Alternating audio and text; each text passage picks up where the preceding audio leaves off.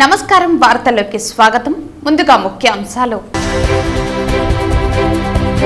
హింసాత్మక ఘటనలకు తావు లేకుండా అన్ని కట్టుదిట్టమైన భద్రతా ఏర్పాట్లు ఉండాలి ఆదేశించిన CEO Mukesh Kumar Meena. YCP pack up కు సిద్ధమైంది. కేంద్రం రాష్ట్రాలలో ఎన్డీఏ పాలన రానుంది పేర్కొన్న బీజేపీ రాష్ట్ర అధికార ప్రతినిధి భానుప్రకాష్ రెడ్డి. తిరుమలలో పెరిగిన భక్తుల రద్దీ. స్వామివారి దర్శనానికి దాదాపు 30 గంటల పైన సమయం. భక్తులకు ఎటువంటి ఇబ్బందులు తలెత్తకుండా క్యూ లైన్లను పర్యవేక్షిస్తున్న టీటీడీ అధికారులు.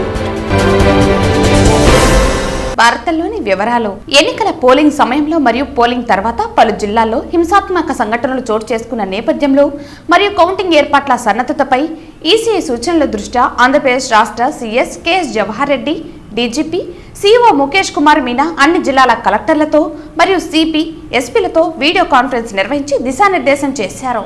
ఎన్నికల కమిషన్ మార్గదర్శకాల మేరకు కౌంటింగ్ ఏర్పాట్లు చేపట్టాలని, ఈవీఎం స్ట్రాంగ్ రూమ్ వద్ద అత్యంత కట్టుదిట్టమైన భద్రతను ఏర్పాటు, సీసీ కెమెరాల పర్యవేక్షణ ఉండాలని, ఎలాంటి హింసాత్మక ఘటనలు పునరావృతం కాకుండా అప్రమత్తంగా చర్యలు చేపట్టాలని ఆదేశించారు. శుక్రవారం సాయంత్రం స్థానిక కలెక్టరేట్ వీడియో కాన్ఫరెన్స్ హాల్ నుండి తిరుపతి జిల్లా కలెక్టర్ మరియు జిల్లా ఎన్నికల అధికారి ప్రవీణ్ కుమార్ పాల్గొన్నారు. ఈ సందర్భంగా సీఎస్ మాట్లాడుతూ ఎన్నికల కమిషన్ నిబంధనల మేరకు కౌంటింగ్ కు అన్ని ఏర్పాట్లు ఉండాలని సూచించారు. డీజీపీ మాట్లాడుతూ ఫేక్ న్యూస్ ప్రచారం చేసే channel, cable TV, social media, print మీడియాలపై తప్పక సంబంధిత సెక్షన్ల కింద చర్యలు ఉంటాయని, ఏదైనా అనుమానాలు ఉన్నప్పుడు సంబంధిత అధికారులతో మాట్లాడి వివరణ తీసుకుని ప్రచురించాలని తెలిపారు. సెక్షన్ 144 సిఆర్పిసి అమలు చేయాలని సూచించారు. సీఈఓ మాట్లాడుతూ పోల్డ్ ఈవీఎం స్ట్రాంగ్ రూమ్లకు డబుల్ లాక్ ఏర్పాటు చేయాలని, 3 అంచెల భద్రత, మెయిన్ ఎంట్రన్స్ వద్ద స్థానిక పోలీసు యంత్రాంగం చెక్కింగ్ మరియు పర్యవేక్షణ ఉండాలని, సెకండ్ లేయర్లో రాష్ట్ర సాయుధ బలగాల వారు ఉంటారని, కౌంటింగ్ విధులు కేటాయించబడిన వారికి మాత్రమే అనుమతి ఉంటుందని తెలిపారు. 3వ లేయర్ కేంద్ర సాయుధ బలగాలు అత్యంత కట్టుదిట్టమైన భద్రత, సీసీ కెమెరాల పర్యవేక్షణ. అధికారులు స్ట్రాంగ్ రూమ్ సందర్శన కొరకు వస్తే వారు స్ట్రాంగ్ రూమ్ బయట పరిశీలించాక సందర్శకుల రిజిస్టర్ వివరాలు నమోదు చేసుకోవాలని సూచించారు. జిల్లా ఎన్నికల అధికారి, ఎస్పీ స్ట్రాంగ్ రూమ్ సందర్శన చేయాలని సూచించారు. రిటర్నింగ్ అధికారి, సీనియర్ పోలీస్ అధికారి సందర్శన చేసి జిల్లా ఎన్నికల అధికారికి రిపోర్ట్ సమర్పించాలని స్పష్టం చేశారు. సరైన బ్యారికేడింగ్ ఏర్పాటు ఉండాలని సూచించారు. ఎప్పటికప్పుడు అప్రమత్తంగా వ్యవహరించాలని సూచించారు. ఫేక్ న్యూస్ ప్రచారంపై తప్పక చర్యలు ఉంటాయని తెలిపారు. కలెక్టర్ వివరిస్తూ కౌంటింగ్ కేంద్రం వద్ద 3 అంచెల భద్రత, శ్రీ పద్మావతి మహిళా విశ్వవిద్యాలయం ఎంట్రన్స్ ప్రాంతాల్లో అదనపు పోలీస్ భద్రత ఏర్పాటు చేశామని తెలిపారు. ఎలాంటి అవాంఛనీయ సంఘటనలు జరగకుండా అన్ని చర్యలు చేపడుతున్నామని తెలిపారు. ఎన్నికల కమిషన్ మార్గదర్శకాల మేరకు అన్ని చర్యలు చేపడుతున్నామని తెలిపారు. ఈ వీడియో కాన్ఫరెన్స్ లో అదనపు ఎస్పీ శ్రీనివాసరావు, జిల్లా రెవెన్యూ అధికారి పెంచల్ కిషోర్, ఎన్నికల సెక్షన్ సిబ్బంది తదితర అధికారులు పాల్గొన్నారు. 5 ఏళ్ల వైకాపా అరాచక దోపిడీ, దౌర్జన్య పాలనను భరించి ఇక సహించలేక రాష్ట్రంలోని ఓటర్లు వారి ఓట్లతో వైసీపీకి ప్యాకప్ చెప్పేశారని, జూన్ 4వ తేదీ ఇది నెరవేరనుందని భారతీయ జనతా పార్టీ రాష్ట్ర అధికార ప్రతినిధి భానుప్రకాష్ రెడ్డి జోస్యం చెప్పారు. శుక్రవారం మీడియా ముందు బీజేపీ నాయకులు వరప్రసాద్, మల్లకుప్పం శేఖర్, బాలభాస్కర్, దయానిధి, నాదముని తదితరులతో కలిసి భాను మాట్లాడుతూ ఈ ఎన్నికలతో ఎన్డీఏ కూటమి దేశంలో, ఏపీలో అధికారంలోకి వస్తుందని ధీమా వ్యక్తం చేశారు. తిరుపతిలో జరిగిన చంద్రగిరి టీడీపీ ఎమ్మెల్యే అభ్యర్థి పులివర్తి నానిపై దాడికి సంబంధించిన పెట్రోల్ బాంబులు, రాళ్లు, సమ్మెటలు ప్రెస్ క్లబ్లో ప్రదర్శనగా ఉంచి వైసీపీ హత్య రాజకీయాలు ఎలా ఉంటాయో మీడియా ముందు ప్రజలకు తెలిసేలా ప్రదర్శనగా ఉంచారు. సీఎం జగన్ పాలనలో అవినీతికి తొత్తులుగా అధికారులు పనిచేశారని, వీరికి శిక్షలు పడటం ఖాయమన్నారు. వైసీపీకి తొత్తుగా ఐపాక్ టీం మరోసారి వైసీపీ పాలన రానుందని చేస్తున్న ప్రచారం ద్వారా ప్రజలను తప్పుదారి పట్టిస్తున్నారని అన్నారు. వైకాపా ప్లాన్ ఈ ఎన్నికల్లో బెడిసికొట్టిందన్నారు. అందుకే పోలీసు అధికారులు సైతం భారీగా సస్పెండ్లు, ట్రాన్స్ఫర్లు అయ్యారని అన్నారు. జగన్ యూకేకి వెళ్లే బదులు మోదీ చేసిన అభివృద్ధిని చూసేందుకు యూపీకి వెళ్లి చూడాల్సి ఉంటుందని చురకలు విసిరారు. విశాఖ నుంచి కుప్పం వరకు వైసీపీ అవినీతి, హత్య రాజకీయాలు కొనసాగాయన్నారు. బీహార్కు మించి ఏపీ తయారైందన్నారు. తప్పు చేస్తే ప్రతిపక్షమైన, స్వపక్షమైన శిక్ష తప్పదన్నారు. కేంద్ర ఎన్నికల సంఘం ఏం చెప్పిందంటే ఈ 2 రోజులు, ఈ 3 రోజులు జరిగిన సంఘటనల మీద పూర్తి స్థాయిలో విచారణ చేపట్టి ఎఫ్ఐఆర్ని కూడా అవసరమైతే మాడిఫై చేయమని చెప్పారు. మిత్రులారా, ఎఫ్ఐఆర్ని కూడా, ఎందుకంటే వారికి కావలసినట్టు వారిని తొలగించి కొన్ని సెక్షన్లు దాంట్లో పొందుపరచకుండా అధికార పార్టీ నాయకుల్ని రక్షించాలని చెప్పి కొందరు అధికారులు ప్రయత్నం చేశారు. అందుకని కేంద్ర ఎన్నికల సంఘం అవసరమైతే పూర్తి స్థాయిలో నివేదిక తయారు చేసి 2 రోజుల లోపల సబ్మిట్ చేయమన్నారు. సిట్ని 2 రోజుల లోపల. దయచేసి నేను సిట్ అధికారులను కోరుకుంటున్నా, నిష్పక్షపాతంగా మీరు దీంట్లో విచారణ జరిపించండి. మొత్తం CCTV ఫుటేజెస్, అలాగే అక్కడ సంబంధించి విజువల్స్ అన్నింటినీ పొందుపరిచి ఏ ఒక్కరిని కూడా వదలొద్దండి. అయ్యా జగన్మోహన్ రెడ్డి గారు, ఒక్కసారి యూపీకి వెళ్ళండి అయ్యా. మీరు లండన్కి వెళ్ళారు. ఈ 10 రోజులు యూపీకి కానీ వెళ్ళుంటే లా అండ్ ఆర్డర్ని ఏ విధంగా మెయింటైన్ చేయాలి, శాంతి భద్రతని ఏ విధంగా పరిరక్షించాలో ఒక్కసారి మా యోగి ఆదిత్యనాథ్ దగ్గరికి వెళ్ళి నేర్చుకోండి. ఎవరిపైనైనా చర్యలు తీసుకోవాల్సిందే. ప్రతిపక్షం లేదు, స్వపక్షం లేదు. ఎవరిపైనైనా చర్యలు తీసుకోవాల్సిందే. ప్రజాస్వామ్యానికి వ్యతిరేకంగా విరుద్ధంగా ఎవరు వ్యవహరించినా సరే వారి మీద కూడా కేసులు పెట్టండి. మేము అధికార పార్టీకి కానీ ప్రతిపక్షానికి ఫేవర్ కాదు, ప్రజల పక్షాన నిలబడుతున్నాం. ప్రజలు సంతోషంగా ఉండాలి, ప్రజలు ధైర్యంగా ఉండాలని చెప్పి మేము భావిస్తున్నాం. ప్రతిపక్షం విపక్షం కాదు, ఎవరు చేసినా సరే వాళ్ళ మీద కేసులు నమోదు చేయండి అని చెప్పి మేము డిమాండ్ చేస్తున్నాం. తప్పు ఎవరు చేసినా తప్పే.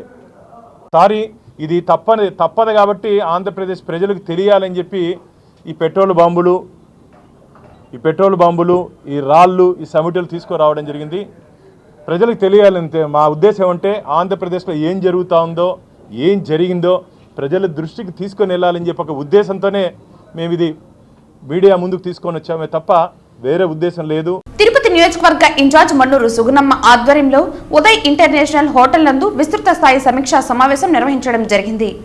ఈ కార్యక్రమంలో సుగుణమ్మ మాట్లాడుతూ మే 13వ తారీఖున జరిగినటువంటి సార్వత్రిక ఎన్నికల్లో తిరుపతి నగరంలో ఒక ప్రశాంత వాతావరణంలో కూడా భారీ ఎత్తున ఓటర్లు అంతా ఓటు వచ్చి వినియోగించుకున్నారని అన్నారు. ఇది ఒక తిరుపతి నగరానికి ఒక శుభ పరిణామంగా, పైగా ఆ రోజున ఎవరైతే ఓటర్లు అంతా కూడా ఎలక్షన్లో పాల్గొన్నారో వారికి కృతజ్ఞతలు తెలుపుకుంటూ మరి మన తెలుగుదేశం పార్టీ జాతీయ అధ్యక్షులు నారా చంద్రబాబు నాయుడు యొక్క ఆదేశానుసారం మనమంతా కూడా తిరుపతి జనసేనకు ఆర్ఎన్ శ్రీనివాసులకి కేటాయించడం జరిగిందన్నారు. మనం కూడా ఆ రోజు నుంచి మే 13వ తారీఖు వరకు కూడా శ్రీనివాసులు గెలుపుకు తెలుగుదేశం పార్టీ 100% గాజు గ్లాసు గుర్తు మీద ఏ విధంగా మన క్లస్టర్ ఇన్ఛార్జ్ అయితేనేమి, మన యూనిట్ అయితేనేమి, వార్డు ప్రెసిడెంట్ అయితేనేమి, సెక్రటరీ అయితేనేమి, వార్డు కమిటీ అయితేనేమి, అదేవిధంగా మన నగర కమిటీ అయితేనేమి, మహిళా committee, youth committee, BC committee, ST minority, అదేవిధంగా బ్రాహ్మణ అన్ని కమిటీలను కూడా 100% మన అధ్యక్షుడు నారా చంద్రబాబు నాయుడు ఆదేశానుసారం ఎలక్షన్లు సజావుగా జరిగేదానికి ఎంతో కృషి చేశారని అన్నారు. ఈ కార్యక్రమానికి నియోజకవర్గ పరిధిలోని కార్యకర్తలు, నగర నాయకులు, పార్లమెంటు నాయకులు, రాష్ట్ర నాయకులు, అనుబంధ సంఘాల నాయకులు తదితరులు పాల్గొన్నారు. మే 13వ తారీఖున జరిగినటువంటి సాంస్కృతిక ఎన్నికల్లో తిరుపతి నగరంలో ఒక ప్రశాంత వాతావరణంలో మునుపెన్నడీ లేని విధంగా కూడా భారీ ఎత్తున ఓటర్స్ అంతా కూడా ఓటు వచ్చి వినియోగించుకున్నారు. ఇది ఒక తిరుపతి నగరానికే ఒక శుభ పరిణామంగా పరిగణిస్తూ మరి ఆ రోజున ఎవరైతే ఓటర్స్ అంతా కూడా ఎలక్షన్లో పాల్గొన్నారో వారికి కృతజ్ఞతలు తెలుపుకుంటూ మరి మన తెలుగుదేశం పార్టీ మన జాతీయ అధ్యక్షుడు నారా చంద్రబాబు నాయుడు గారి యొక్క ఆదేశానుసారము మనమంతా కూడా మరి తిరుపతి నగర సీటును జనసేనకు ఆర్ఎన్ శ్రీనివాసులు గారికి కేటాయించడం జరిగింది. మనము కూడా ఆ రోజు నుంచి మే 13వ తారీఖు వరకు కూడా మరి ఆర్ఎన్ శ్రీనివాసులు గారి గెలుపుకు మన తెలుగుదేశం పార్టీ 100% గాజు గ్లాస్ గుర్తు మీద ఓటు వేయించే విధంగా మన క్లస్టర్ ఇన్ఛార్జెస్ అయితేనేమి, మన యూనిట్ ఇన్ఛార్జెస్ అయితేనేమి, వార్డు ప్రెసిడెంట్స్ అయితేనేమి, సెక్రటరీస్ అయితేనేమి, వార్డు కమిటీస్ అయితేనేమి, అదేవిధంగా మన నగర కమిటీ అయితేనేమి, అదేవిధంగా అనుబంధ కమిటీలు అయినటువంటి మహిళా committee, youth committee, BC committee, SC minority, అదేవిధంగా ఎస్టీ, బ్రాహ్మణ, ఆర్య అన్ని కమిటీలన్నీ కూడా మరి 100% మన అధ్యక్షుడు నారా చంద్రబాబు నాయుడు గారి ఆదేశానుసారము ప్రతి ఒక్కరు కూడా పనిచేసి మే 13వ తారీఖున మరి ఎలక్షన్లు సజావుగా జరిగేదానికి మీరంతా కూడా ఎంతో కృషి చేశారు.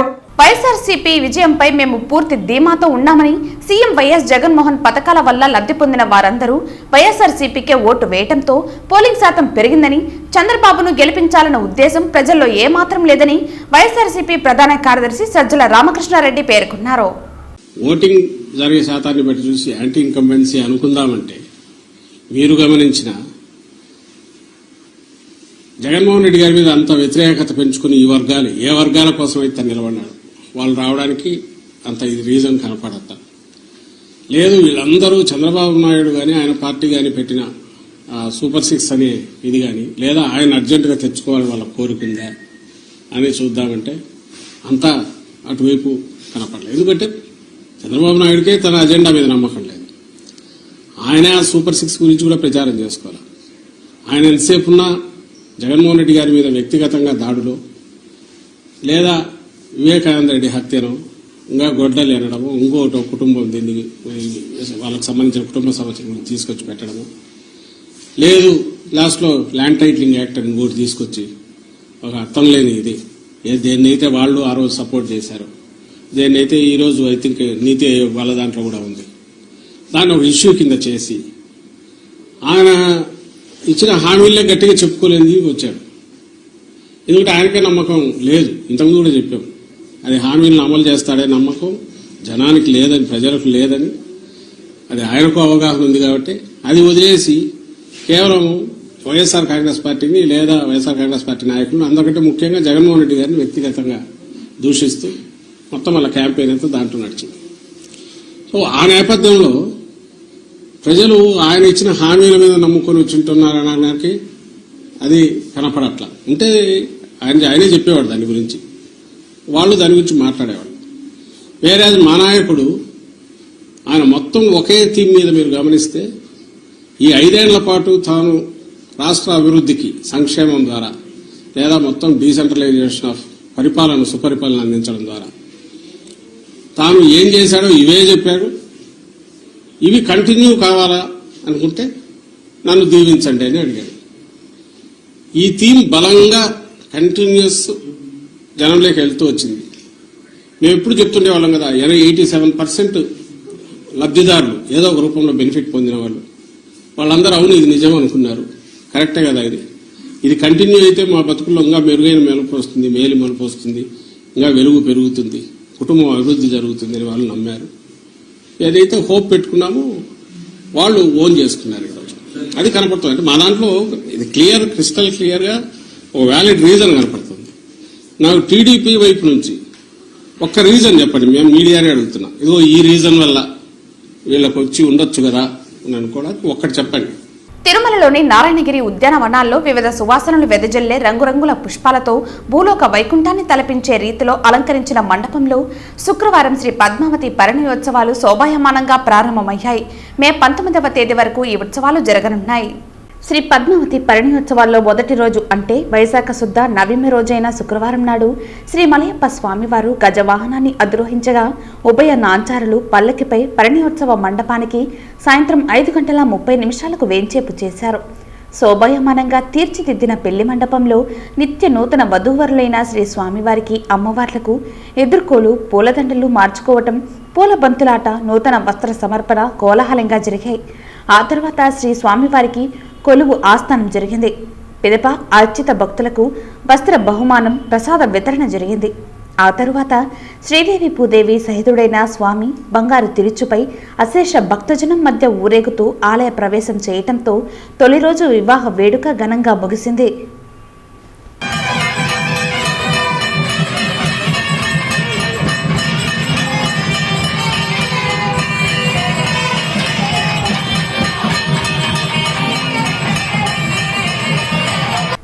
శ్రీ తాతయ్యగుంట గంగమ్మ జాతర సందర్భంగా 4వ రోజు శుక్రవారం తోటి వేషంతో అమ్మవారిని భక్తులు దర్శించుకున్నారు.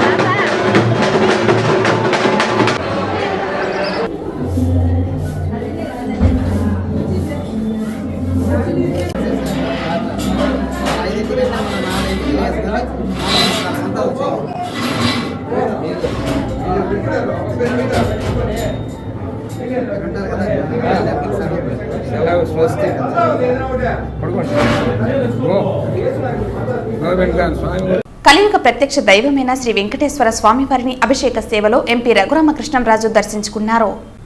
దర్శన అనంతరం రంగనాయకుల మండపంలో వేద పండితులు వేద ఆశీర్వచనం అందించగా టీటీడీ అధికారులు తీర్థ ప్రసాదాలు అందించారు.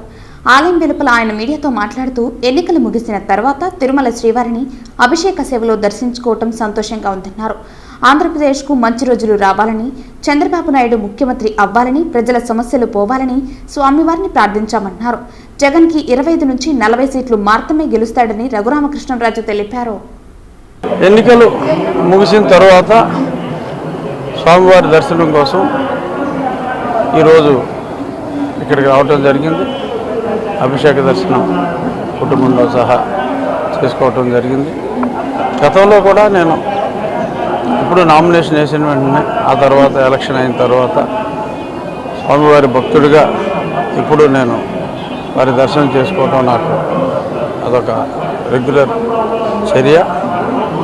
ఈ సందర్భంగా ఆంధ్రప్రదేశ్ రాష్ట్రానికి మంచి రోజులు రావాలని గౌరవనీయులు నారా చంద్రబాబు నాయుడు గారు ముఖ్యమంత్రిగా ప్రమాణ స్వీకారం చేసి ప్రజల కష్టాలన్నీ తొలగి మంచి చక్కటి వెల్ఫేర్తో పాటు అద్భుతమైన అభివృద్ధి దిశగా ఆంధ్రప్రదేశ్ పయనించాలని మనస్ఫూర్తిగా స్వామివారిని వేడుకోవటం జరిగింది. గుళ్ళు అవసరం మాకు 125 నుంచి మినిమమ్ 150 టచ్ అవ్వచ్చు. ఉన్నాయి 170 సీట్లు కాబట్టి జగన్కి 25 నుంచి ఒక 40 వరకు రావచ్చు అని నేను ఖచ్చితంగా చెప్పగలను. నా మాట నిజం అవుతుందా, జగన్ మాట నిజం అవుతుందా 4వ తారీఖు మధ్యాహ్నానికి మీకు అర్థమవుతుంది. ఖచ్చితంగా నా మాటే నిజం అవుతుంది. ఎందుకంటే స్వామి సన్నిధిలో నేను చెప్తున్నా, స్వామి సన్నిధిలో అతను చెప్పలేను. తిరుమల శ్రీవారిని ఈ రోజు ఉదయం నైవేద్య విరామ సమయంలో పలువురు ప్రముఖులు దర్శించుకున్నారు. తిరుమల శ్రీవారిని అభిషేక సేవలో తెలంగాణ ఎమ్మెల్సీ నవీన్ కుమార్ మరియు ఎమ్మెల్యే మాధవరం కృష్ణారావు దర్శించుకున్నారు. వీరికి ఆలయ అధికారులు దగ్గరుండి దర్శన ఏర్పాట్లు చేశారు. దర్శన అనంతరం రంగనాయకుల మండపంలో వేద పండితులు వేద ఆశీర్వచనం అందించగా టీటీడీ అధికారులు తీర్థప్రసాదాలు అందించారు.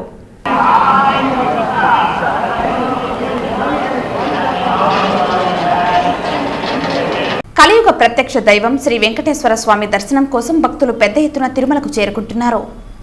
నిన్న ఒక్కరోజే దాదాపు 76,000 మంది భక్తులు స్వామివారిని దర్శించుకున్నారు. స్వామివారి దర్శనానికి దాదాపు 30 గంటల పైన పడుతోంది. క్యూలైన్లో భక్తుల సౌకర్యార్థం టీటీడీ అధికారులు అన్నప్రసాదం, తాగునీరు ఏర్పాటు చేస్తున్నారు. శ్రీవారి భక్తులకు ఎటువంటి ఇబ్బందులు తలెత్తకుండా టీటీడీ అధికారులు క్యూలైన్లను పర్యవేక్షిస్తున్నారు.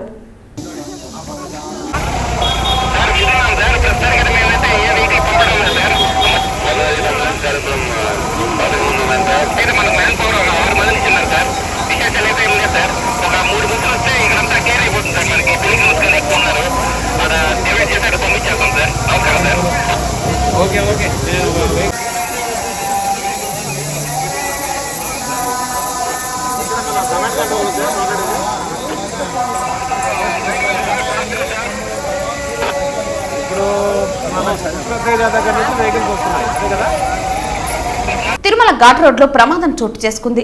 తిరుమల నుంచి తిరుపతికి వెళ్లే మొదటి ఘాట్ రోడ్లో వాహనం బోల్తా పడింది. ఈ ప్రమాదంలో తమిళనాడుకు చెందిన భక్తులకు స్వల్ప గాయాలయ్యాయి. మాల్వాడి గుండం వద్ద తమిళనాడు భక్తులకు చెందిన మినీ వ్యాన్ అదుపు తప్పి బోల్తా పడింది. ఈ ప్రమాదంలో భక్తులకు స్వల్ప గాయాలయ్యాయి. అదే సమయంలో వెనుక నుంచి వస్తున్న టీటీడీకి చెందిన నీళ్ల ట్యాంకర్కు త్రుటిలో ప్రమాదం తప్పింది. ప్రమాదాన్ని గమనించిన డ్రైవర్ వెంటనే బ్రేకులు వేయడంతో ట్యాంకర్ అదుపు తప్పకుండా జాగ్రత్త పడ్డారు.